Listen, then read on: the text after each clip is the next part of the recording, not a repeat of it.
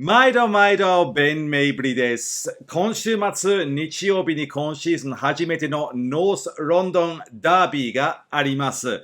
アーセナルもスパーズも開幕から5試合で4勝1分けと13ポイントで並んでいるんですけども、ホームのアーセナルは現在4位、それに対して得失点差でスパーズが現在2位という状況で対戦することになります。アーセナルはもちろん昨シーズン準優勝したチームで補強もやって、今シーズンもう一個上を狙っているというところですけども、それに対してスパーズは全てが変わったと言っても過言じゃないと思います。なんと言っても、元横浜 F マリノスとセルティックの監督、アンジェ、ポストコグル監督就任で、ピッチ内外ともスパーズが完全に変わったんじゃないかなという雰囲気が伝わります。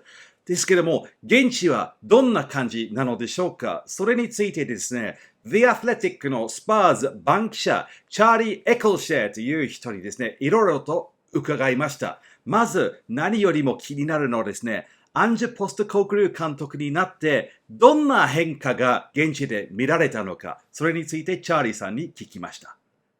Charlie, thank you so much for joining me. It's the North London Derby coming up this weekend, and everything about Spurs feels so different to last season, and particularly the last time these two teams played. Just how big has the change been under Ange Postecoglou in mood as much as anything? Yeah, total transformation. And you're right. I mean, that game in January, a 2-0 win for Arsenal, Spurs were outplayed. The mood was pretty miserable. And now, everyone's feeling so positive. The results have been great, obviously, which really helps. But also, the way they're playing, the way Postecoglou speaks in public and seems to have galvanized and united the club. It's really totally different from how it was, even, the end of last season. Yeah, I mean, the supporters have been singing, "We've got our Tottenham back." At the end of last season, it felt like there was a massive separation between the club and its fans, and it now seems to be completely back together again. Yeah, I mean, he's really brought back the supporters, and there's this kind of triangulation with, you've got fans, you've got manager, you've got supporters, and ideally you want them all to be united. And haven't seen that for a long time at Spurs, but now that does seem to be the case. The fans are so behind the players are so behind the manager is so behind the players, and it's all this kind of virtuous cycle. It bodes well. Obviously, though, this weekend coming up will be a big step up in terms of opposition compared to what they've had thus far. Yeah, sure. I mean, when Postecoglou was first appointed, and even when his name was first linked with the job, was there a lot of skepticism, perhaps, among fans and even some of the media, because it was going to be his first Premier League job, having been in Scotland 2 years, in Japan before that? And if there was, when was it that he managed to win everybody over? You know what? There was like a brief backlash, but it was actually really brief. And I think it speaks now to the fact that with social media and outlets like The Athletic and so much information out there, it actually changed quite quickly. So, it went from, why Ange Postecoglou? He's only managed Celtic and in Japan and in Australia. Why is he managing, such a big club? To then, once people started looking into it a bit and actually discovered, oh, wait, this guy plays really good football. He's a great talker. Maybe it's just he hasn't really had the chance yet. Maybe we should give this guy a chance. So there was actually quite a quick turnaround. And I always think, had the internet existed in its current form and Arsene Wenger was appointed Arsenal manager in 96, I think there would have been less Arsene who and more, well, actually, I listened to this podcast about Wenger's time at Grand Passat, and he played this really exciting formation. And when he was at Monaco, he did X, Y, Z. That's kind of what happened with Postecoglou. So I think it sort of expedited that process. It meant that by the time he was appointed, and certainly by the time of his first match, after which we'd heard him in press conferences and stuff like that, there was actually quite a lot of goodwill to him already. Yeah, he was extremely engaging throughout. And of course, you wrote a long piece when the appointment was confirmed in The Athletic. And last week, you were the journalist asking him about Richarlison and the mental health aspects. I listened to the podcast earlier, enjoyed your talk about it then. that sort of sensitivity that he shows can only help with this overall unity, can't it? Yeah, 100%. He just comes across like a real human, with empathy and a hinterland and a life outside of football. And, I think that speaks to the fact that, yes, he's been involved in elite level football for a long time, but he's not someone who has kind of lived that totally closeted, intense life of being a top level football player and then manager from the time they were kids, and they've got nothing outside of football. He does have a life outside of football, and he understands people. That's one of his great skills, and he can talk on a range of topics, and mental health is one of them. And I knew when asking him, or I had a good sense that he was going to speak interestingly about it. And that's why I thought I had to ask him, because when you've got access to someone that thoughtful, that intelligent, you've got to take advantage of that when you can. はい。やっぱり監督がですね、ジャーナリスト、メディア、コメンテーターにとってその話が非常に貴重なものになるのですけども、時々その話ですごい深い印象を受けてですね、この人の指揮下で仕事するのが楽しそうとか、いろんな刺激がありそうってすぐ伝わってくることがあります。で、アンジェ・ポステコグルーは私も個人的にそう感じました。一試合だけ直接インタビューさせていただいたことがありますけども、2019年の夏、横浜 F マリノス対マンチェスターシティの試合があった時にですね、その時両監督のインタビュー担当させていただきましたけども、その時ですね、すごくストレートに話してくれて、短い時間でも思いをはっきりと伝えてくれるという印象が深かったんですけども、記者会見でより長い話をしている、うまく言葉を操っていろんなテーマ、難しいテーマまで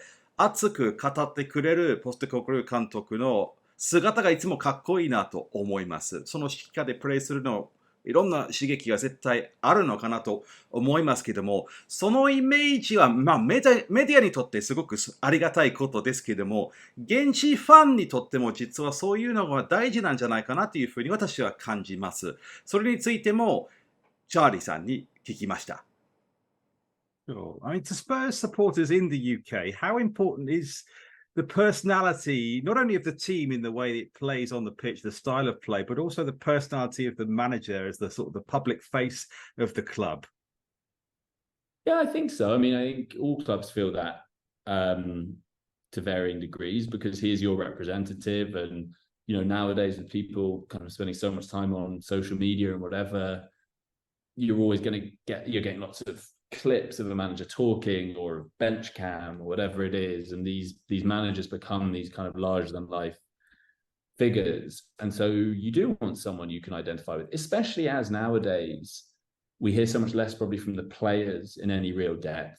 In this country, we don't hear from executives, so it's so disproportionately weighted to the manager. And so that's why communication is so important. And that was a big factor in why Spurs wanted him. When they were going through all the candidates, he was someone who excelled in that area at Celtic and in his previous jobs. And given, their previous managers, Conte, Nuno was barely there, and then Mourinho, certainly Conte often didn't say the wrong thing and almost antagonized the fan base. I think they really wanted to move away from that with Postecoglou.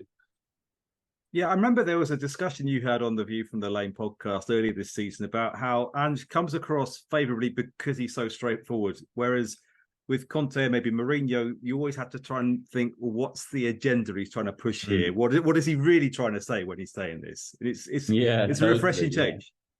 Yeah, absolutely. There was often kind of be speaking in riddles, and I think Mourinho was probably the manager who invented the sly dig at the owners wanting, and you'd always get that thing towards the end of a window, and Conte would do this where he'd sort of be sending messages out about lack of signings or whatever like that, and slightly talking in riddles. Should also say, it's incredibly impressive people like Conte and Mourinho speaking not in their first language. Sure. And less so Mourinho, but with Conte, there were some times where it wasn't quite as fluent and clear what he was saying as it would be a native speaker. So even that alone gives Postecoglou an advantage, because he is talking obviously in his native tongue. But even, that doesn't mean everyone, that doesn't mean everyone who speaks English is a great communicator. The main thing is that he is just very, very articulate and good at explaining himself. And the playing style as well, it's completely different to what we saw up until last season. That in itself has given the supporters something to get excited about. Do you sense there's a real buy-in with the players as well as to, it's in a more enjoyable way of expressing themselves on the pitch, perhaps? Yeah, certainly. I mean, from what I'm told, there's a sense almost that because the players stopped enjoying it under Conte, they're almost more willing to give this new Postecoglou way a chance because they were just quite relieved to be doing something different. And you see that there's been instant buy-in. And I was speaking to another player who played under Postecoglou, and they were saying, even if it's unconscious, you're going to try harder for a manager who you enjoy their training sessions and you like them as a person and that sort of thing. And you're more willing to go the extra mile when training is enjoyable and varied and testing you than you are if you're just kind of going through the same routines week after week.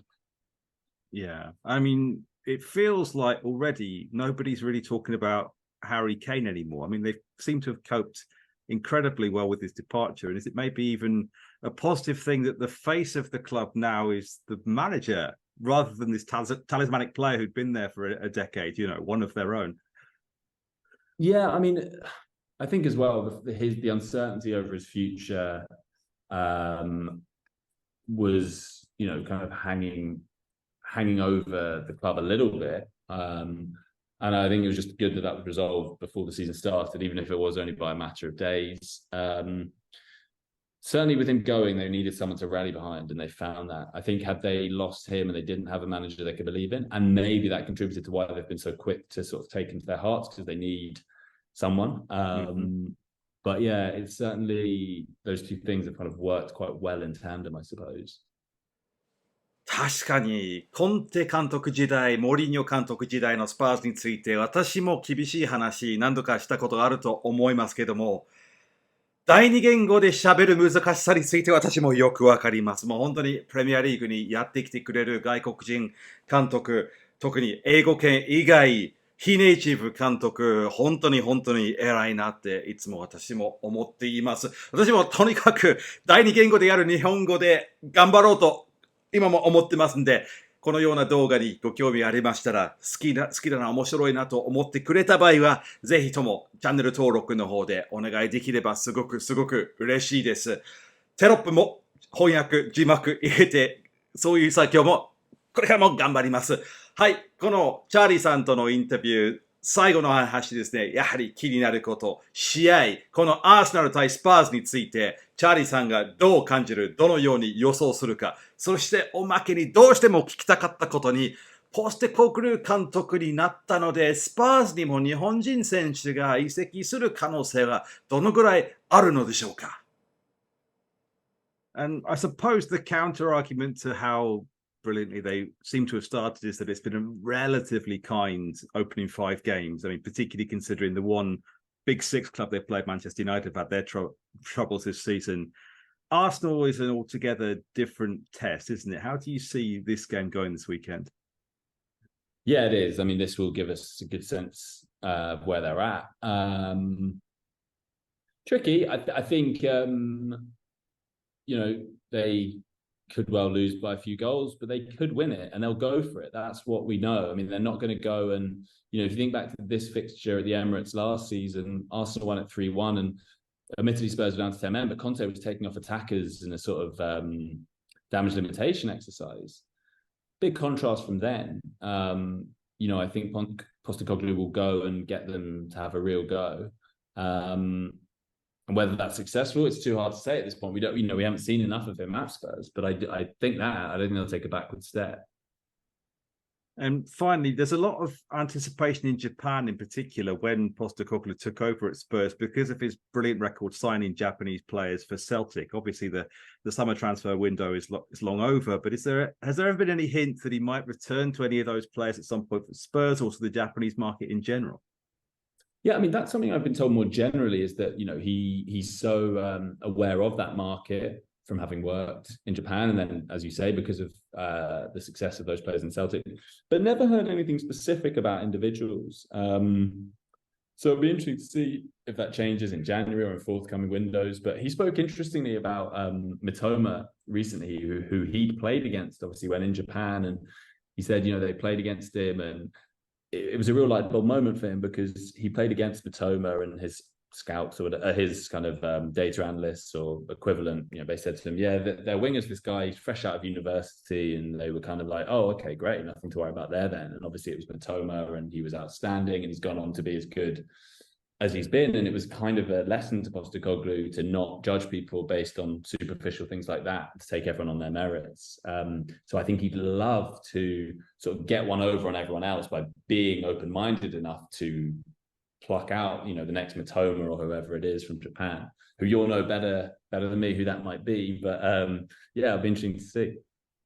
Excellent. Well, thank you so much for joining me today. I won't take up any more of your time. Thank you very much, Charlie. Pleasure. Thank you. The Athletic の Charlie Eccleshare でした。スパーズ番記者を務めているその The Athletic というスポーツ専門メディアでいろいろとスパーズの情報を教えて、くれました。なんといってもポステコグルー監督がですね、もう横浜 F マリノスであれだけ成功して、それでセルティックに行って日本人選手もたくさん連れて行って、また大成功を見せてくれた方ですから、もうプレミアリーグの名門スパーズに行って監督に就任して、どこまでできるか、どんなプレーをしてくれるか、楽しみにしていた日本の方もたくさんいらっしゃるかと思いますし、私も個人的にすごく気になってましたけども、もう素敵な話ばっかりですが、その中で一気に難易度が上がって、アーセナルとのノースロンドンダービーが今週末にあります。もうとんでもなく楽しみなカードですけども、私はその真裏でリバプール対ウェストハムの試合をアベマの方で喋ってる予定ですけども、その中継の仕事が終わったら、早速アーセナル対スパーズノースロンドンダービーの模様もチェックしたいなと考えています。今シーズンのプレミアリーグ、すごくこれまで一番ビッグマッチになるんじゃないかなと思いますけども、果たしてどんな試合になるのでしょうか。どちらもすごくポジティブな流れが続いていると思いますし、どちらもすごく魅力的なプレーをしてくれていると思うので、もう本当にこれまで以上に熱いノースロンドンダービーが楽しみだなと思います。このような企画、現地記者と直接いろいろとプレミアリーグの情報を聞く企画、これからもやっていこうと考えていますんで、そんな企画に、そんな話にご興味ありましたら、ぜひともチャンネル登録の方でお願いできればすごく嬉しいです。ベン・メイブリーでした。ありがとうございました。